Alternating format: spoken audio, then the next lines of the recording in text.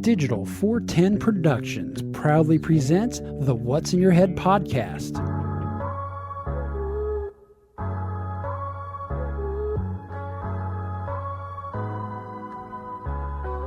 Digitized live from your company name here. Studios in Cape Coral, Florida. It's the What's in Your Head podcast. You guys ready? No. Yes, sir. Boy, again. Why aren't you ready? Fella? No, I'm ready. Go ahead. See, Mike's got the red, I got the green. Morgan's like, yeah, whatever. Christmas, nothing. I even got green and red. I got green. I got OD. What's up? What's up? OG5. It's the Christmas episode for 2025. Yay. Holy heck, guys. Gee Willikers, I can't believe 2026 is around the corner. Can we just say that 2025 has been one turd of a year? I mean, it's just been painful. I'm so glad it's over. Just to give you a glance at my last 2 weeks. Today on the way home, I just picked up my cat that I had lovingly cremated after it passed away 2 weeks ago. And yesterday I just dropped an inordinate sum of money on a whole brand new air conditioning unit because mine died. So things are, and I still got to do the water hookup. So still figuring that one out. But yeah, on top of everything else, 2025 has just been the doldrums. It's just been down in the dumps all year, and I'm just completely over it. I just can't handle it. I'll tell you what, it's just, I feel like Eeyore, you know what I mean? It's like, oh no. So hopefully next year, 2026, will be nice and sunny, and, you know, we can all just be happy. You know, what's the shiny happy people? Shiny happy people holding shiny happy. So what's up, Mike? What's going on, fella? Oh, just another lovely day, I guess. Mm-hmm. It's been a while since we've been doing one of these. Yeah. One of these things. The fine people at the lovely company that is Quantum, for whatever reason, you know, they had some issues with my internet connection. So I had no internet for like 7 days. And then when I got my internet back, I had the Monday, I think that Monday, which was WTSP day, I couldn't do. I had to go to a birthday party. And then Tuesday, I had to go to my niece's Christmas party. Which, not Christmas party, Christmas, we would call it a recital, but this was like a celebration. It was cute. It was cool. Morgan, this was your idea. So let's start off and let's go with, you know, it makes sense too, because you probably had like traditions of, you know, hoop and stick. So let's start with your old school ways of family tradition. And then we'll go to me, and then Mike can talk about his flying cars and his hologram Christmas trees. Oh, yeah. Uh-huh. My traditions growing up were all based around my grandmother on my dad's side, and because outside of her, you know, my family life was an absolute mess. My parents were divorced. My mom was schizophrenic.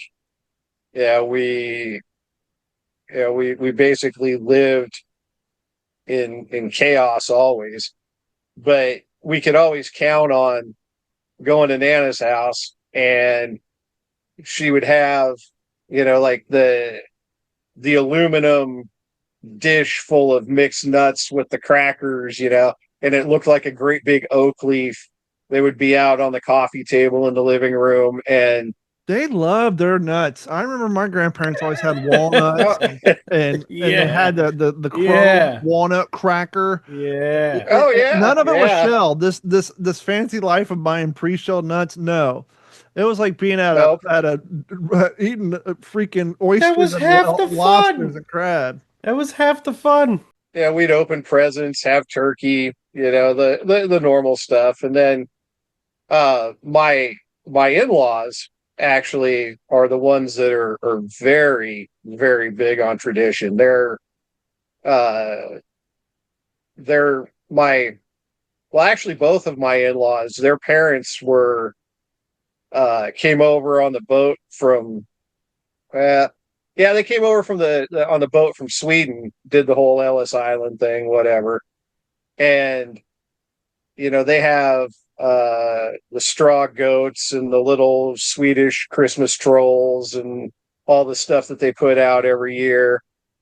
And my father-in-law on Christmas Eve before we opened presents would always read the Old Testament version of Luke 2. And we'd have Swedish meatballs. Yeah, well, And have either of you ever heard of lutefisk? I've heard of Ludacris. Well, this is probably so. Lutefisk is cod that's been soaked in lye, rinsed, soaked in lye again. You got to rinse off the lye. So basically, that's done several times, and then it's frozen. Mostly because in Sweden, No refrigeration in the winter, 1700s. everything was frozen. So No one had high It's cholesterol with basically- all that salt. It was amazing. but basically it's cod flavored Jello, and it's pretty awful. But I would my say so. in-laws actually would go to the Swedish club. It's called Sons of Sorry, hold on Norway. a second. Sorry. Cod flavored Jello looks like a dessert that would be featured on Ren and Stimpy.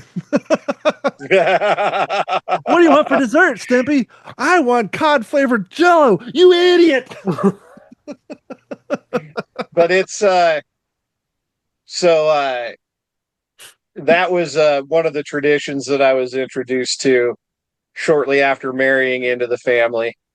And at the time I was eating MREs and Army Chow. So Cod flavored Jello was the lateral move. yeah, it wasn't really Surprised all that wasn't in one of the terrible. MREs.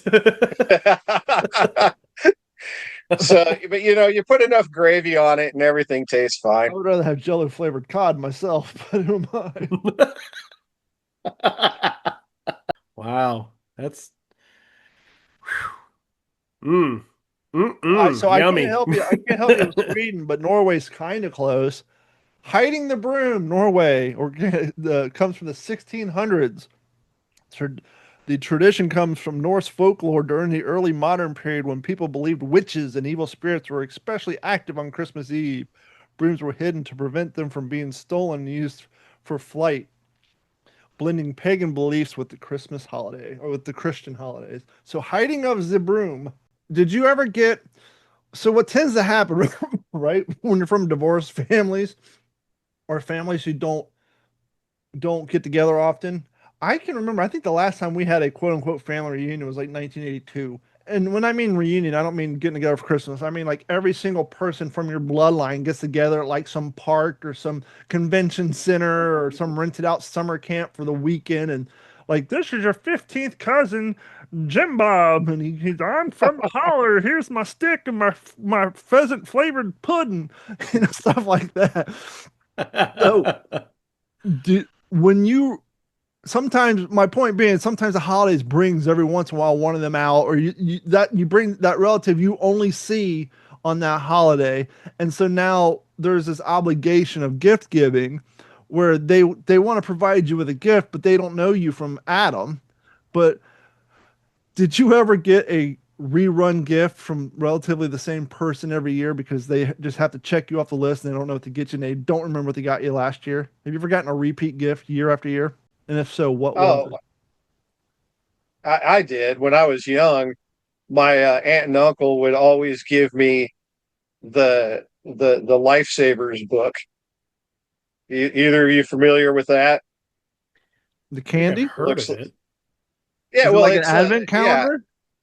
Well, it was it was it looked like a book, and you open it up, and it was like 6 or 8 rolls of Lifesavers. Different. I complain about. No, me either. But for like 7 or 8 years, that's what my aunt and uncle gave me. Until I was a teenager. That's easy though because it's candy, and anybody. I mean, unless you were to go to them and be like, "Look, I love you, but I hate Lifesavers. Please, if you're gonna get me something else." I had 7 teeth pulled last week. I'm not very good with candy. Yeah, that would be the only situation. That would be the only situation where like money or like candy or something like that. Save your repeat gift for when you talk tell yours, Mike. So I'm going to go to me now just on timeline. Very similar to Morgan. My parents got divorced when I was probably kindergarten, first grade, as we kind of talked about with my house surfing. But prior to that, we would all go to my grandmother's house. Same grandmother and grandfather, the ones I always talk about who served in the war, that their wedding photo is actually that white square right behind me with all my World War II stuff. And it was a magical time, Mike, because things were cheap. The average cost of a GI Joe was $3.25, and that was at the high end. And even though we were in a recession, but things were cheap and things were plentiful. And so when you have your grandparents, your aunts, and your uncles and your parents all bringing their Christmas presents, even though so these presents aren't just for you, they're for everybody, for all their kids from Santa. You know, what we would do is our parents would bring some of the Santa gifts over, and then we'd have some back at home for ourselves. But what I'm getting at is we would walk down to my grandmother's basement, and from the corner of the basement, for what seemed like hundreds of yards, it was probably 5 feet, but to an 8-year-old, it was just Christmas. It was a sea of Christmas presents because there's 15 grandkids and then their parents, and so just an immaculate sea of Christmas presents. You got the real tree. Remember the heat bubble lights, Morgan? Oh yeah, They still make these, and they sell them on Amazon. I looked up them a couple years ago, but this is back when we had real Christmas trees that got real dry. So we had two things. We either had basically, not LED. What's the other? Incandescent. Miniature incandescent bulbs that got super hot with a coat of lead paint on them in different colors, sitting right next to the tree that if your wife forgot to water it every 3 days, the whole thing's going to burn your house down because you got these 130-degree light bulbs in a dead bush. And then they had ones where it was a base with the light in it. And then you had essentially kind of like a half of a thermometer minus the numbers with a colored liquid in it. And it would sit in there. So when it got up to about 115 degrees, the thing would start boiling, but it would boil different colors. They're called boil lights. They're literally, you're boiling water in a thermometer on your Christmas tree, and not just one. They were a strand. It was like boiler, regular, boiler. So now not only do you have these super hot incandescent light bulbs that are miniature, or the real big versions for the outside of your house, and when the wind smacks, they'd pop and electricity and fire. But anyhow, and so you literally were boiling water on your dead bush, hoping your house didn't burn down. So we would do that. Well, later on, my parents got divorced. And so those days were gone. So now my poor grandparents had to schlep to each person's house and then go to there. My stepbrothers and stepsisters would come up from Kentucky. So that means my parents would make that 2-hour drive, which is like driving to Tampa, no big deal. Back then, cars weren't as reliable, so it was a little bit more of a deal. They would bring my step siblings up. Christmas Eve, we would drive to Chillicothe, Ohio, have Christmas dinner with my aunts, uncles. We would do gift exchange. My parents would give their kids their gifts. My aunts and uncles would give us our gifts. Open it up, have a good time. Take the hour trip back up to Columbus. So here it is, Christmas Eve. Score 2 Christmases. It's not even Christmas Day yet. We're doing good. So I already got Christmas presents from the aunt and the uncle, which my dad's other sister would come over. So I'm actually getting twice the presents. I'm getting presents from Aunt Donna, presents from Aunt Sharon, and vice versa. So score there, come home, get to play with that stuff. And then because the step siblings were up there, we would have family Christmas at my dad's house. So time for Christmas number 2. Ding, ding, ding. Let's have fun. Open up all those presents, go to bed, wake up at like 4 in the morning, get loaded up in the family caravan, take that 2-hour trip down to Kentucky, where my seat was behind the bench seat in the back. I would literally lay between the door and the back seat, and that area wide enough for some luggage. But I was so skinny as a kid, my dad thought I had malnutrition, and my mom wasn't feeding me, that he took me to the doctor to make this to build evidence. But turns out I just had a fast metabolism. And so anyhow, I was small, and I would sleep back there. But of course, the speakers are right there. My parents are working 50 hours a week. They're trying to stay awake. They just already had 2 Christmases last night. Now it's 4 in the morning. They got to drive 4-hour round trip. So they're cranking 1980s, 1990s I'm an Indian outlaw, half Cherokee and Choctaw, which is why I hate 90s country music, right? So I'm sleeping. I got those Infinity 4x5s coming out of the Chrysler Caravan, the upgraded edition. And so we would take that schlep down there. They'd drop me off at my mom's house. And then my poor grandparents, here's stop number 3 out of their 4 kids and all their grandkids because we can't get together, heaven forbid. And then I would stay there until Sunday. Then my parents would make that. My dad would drive back down to pick me up, take me back up there. So my dad and my stepmom were constantly doing 5-hour-a-day trips, turning burns in Kentucky. And so that was basically my Christmas every year until I was 16. But anyhow, so uphill in the snow. So one of those returned, Both one ways. of the repeat gifts that I got, bless her heart, nicest woman in the world. It was my second stepdad's mom. She didn't know what to get a young 15-year-old high school kid. But one thing we all know about 15-year-old high school kids is they like to impress the ladies and they want to smell good. So every year for like 7 years, from like 10 to 16, I got the Brute Stuffing Stalker Christmas extravaganza that included a bottle of Brute cologne, the Brute soap on the rope, and the Brute like aftershave. And so I was in a time when all my contemporaries were wearing Nautica, CK1, Tommy Hilfiger. Here comes Don rocking his 1979 Brute. They never threw in a little bottle of Dracar Noir. No, that was too high end. You weren't getting a bottle of Dracar Noir. You weren't getting a gift pad at Walgreens on Tuesday. And if you're real fancy, you got the Brute bottle that had the little kind of had like the chain necklace with the nameplate that kind of chinked on the glass. Yeah. So for me, it was Brute. I was up to my ears in Brute. For my sisters, it was always, and to this day, I think the women suffer from this more. Every year, your wife from somebody's going to get some Yankee Candle Shop candles and a gift certificate to Victoria's Secret. Somebody in your family's getting those 2 gifts for Christmas every year.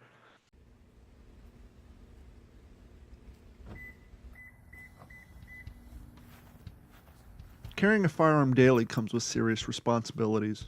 Responsibilities your everyday counterparts may not have to consider. Knowing where you can and cannot legally bring your firearm is crucial.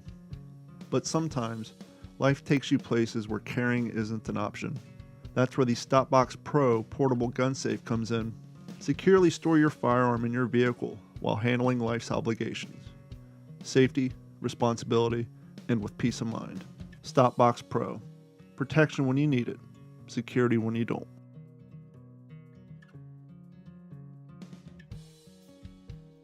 So, I guess for us, we'll go America. Here's a weird American. I think there's an American one on here. I am not aware of this. I find this absolutely nonsense. I would believe that this started 2 years ago, but allegedly this thing started in the 1800s. I know you're in middle school in that time, Morgan, so I'll ask you. Do you know anything about the Christmas pickle? I have heard of the Christmas pickle. I couldn't tell you the story behind it. Well, yeah, the Christmas pickle is. I like I said, I couldn't tell you the origin story of it, but I'm sure that Chat GPT will help us. Mike, do you know anything about the Christmas pickle? I feel like I vaguely heard about it from like an older person in my family, but I know more about the Festivus than I do the Christmas pickle. Apparently, this goes back to the 1800s, but this is the most American 1800s thing. Because why are all American traditions traditions? It's based on one or two things: religion or capitalism. Often claimed to be German, the Christmas pickle is actually believed to have originated in the United States, possibly as a marketing idea by an ornament company. Did you hear that, Mike? An ornament company. The pickle symbolized luck and reward. And the first child to find it's receiving the first person to find said pickle hidden in the tree. So I guess technically this is the precursor to Elf on a Shelf, the magic Christmas pickle. You would take, it kind of makes sense, right? Pickles are green, your trees are green. It's going to be harder to find this thing. If it was like the Christmas canary, you nail it from across the room. So apparently, you take this Christmas pickle ornament, and you stash this son of a bitch in your tree. I guess if you're a real jerk, you'd put it at the top by the star where the little kids couldn't see it. But if you're a sporting fella, you'd put it somewhere in the middle. And the first child to discover the Christmas pickle would get the Christmas bonus gift. Let's be fair. If you're getting this utilitarian gift, it's probably going to be food or candy and nothing personalized because, well, after all, no one knows you found said pickle until Christmas morning. So, what kind of a gift was it really? I don't know. It's a utilitarian extra gift. So that is the history of the Christmas pickle. Mike, what was it like in the early 2000s when you're celebrating Christmas while listening to your emo and watching? So Christmas in your time, Christmas in my time, and it's a picture. I want to know about the tree. I want to know about the lights. I want to know about the quantity of gifts. 2000, I got my first go-kart. It was red, 5-horse Briggs and Stratton on the back. Him and my uncle built it in my uncle's garage, and it had a shiny Cooney carburetor. Beautiful, huh? Cooney carburetor. No, not on a utility motor. It had a nice red bow on it, sitting behind my dad's truck in the driveway, and that was actually one of the colder Christmases that I remember waking up, and it was like actually cold out. We had to have sweaters on, and my mom had the heat on in the house. But we did the typical get together, like Christmas Eve, I think, or maybe it was a couple days before, or something like that, with the family where we'd get together and do the unwrappings and all that stuff. My traditional gift that I got regularly every year. Your repeat gift? The repeat gift. Mm-hmm. My grandfather bought me a Hess truck every year. Yes, we've discussed that. Yep. Yeah. So that was my repeat gift, but it was on purpose. So, and I expected it. Every year I got one up until a couple of years before my grandfather passed away. And I still have them all. They're in a tub in my garage. Was either one of your grandfathers? 'Cause I just had this flashback, not to jump on your story, but it has to do with repeat gifts. It wasn't it only happened twice, but it was from my grandfather, my grandmother. Did any of you get the deer bone pocket knives? They may not be deer bone, but they had the outside of them had that bone texture and that bone. Oh, like a buck. Yeah, like a buck. Like a buck knife.